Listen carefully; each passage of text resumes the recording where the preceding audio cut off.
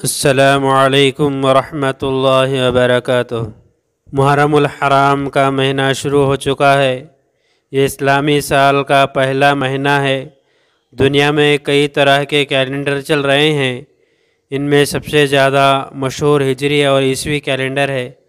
ہجری کیلنڈر اسلامی سال کے اعتبار سے ہوتا ہے، تو بہرحال ہم ہجری کیلنڈر کے حساب سے ایک سال مکمل کر چکے اور نئے سال میں داخل ہو گئے ہیں۔ یہاں رک کر ہمیں یہ سوچنا چاہیے کہ گزشتہ سال ہم نے کیا پایا اور کیا کھویا، اللہ کی مرضی کے مطابق زندگی کتنی گزاری اور اللہ کی نافرمانی میں کتنی۔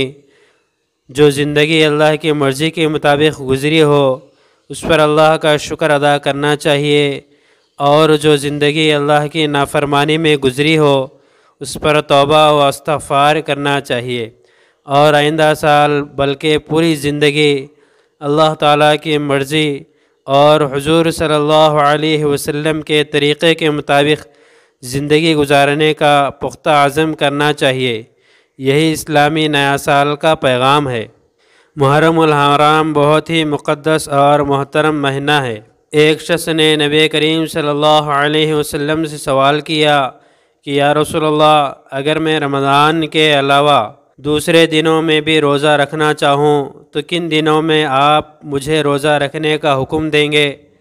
آپ صلی اللہ علیہ وسلم نے فرمایا، اگر تم رمضان کے علاوہ دوسرے دنوں میں روزہ رکھنا چاہو تو محرم کے مہینے میں روزہ رکھو، اس لیے کہ یہ اللہ کا مہینہ ہے۔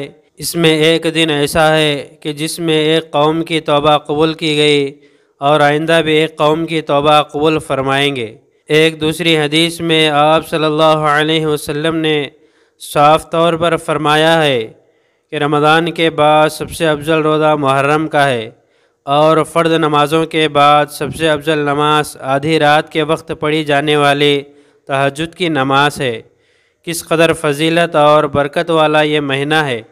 ہم سب کو چاہیے کہ اس مبارک مہینے میں زیادہ سے زیادہ روزہ رکھنے کا اہتمام کرے۔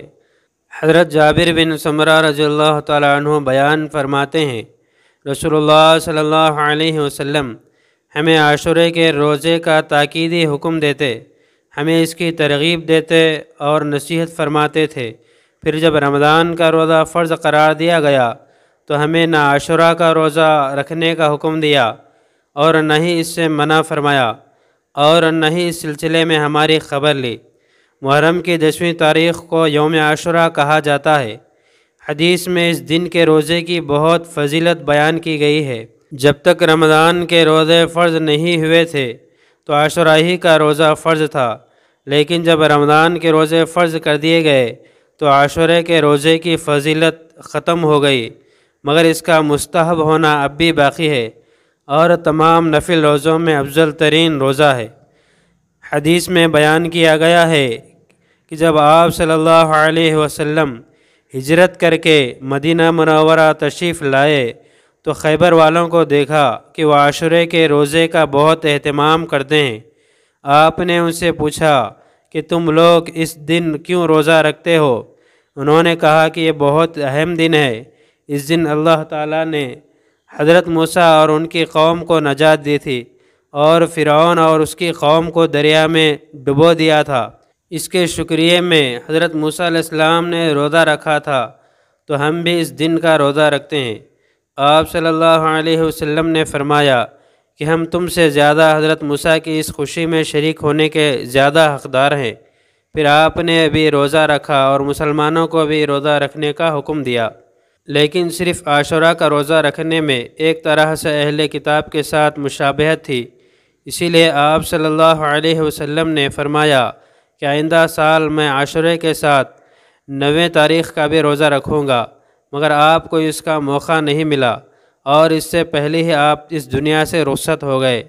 لیکن چونکہ عاشورے کے دن کے ساتھ ایک اور روزہ رکھنے کا آپ کا ارادہ تھا، اسی لیے علماء 9 اور 10 یا 10 اور 11 2 دنوں کا روزہ رکھنے مستحب قرار دیا ہے۔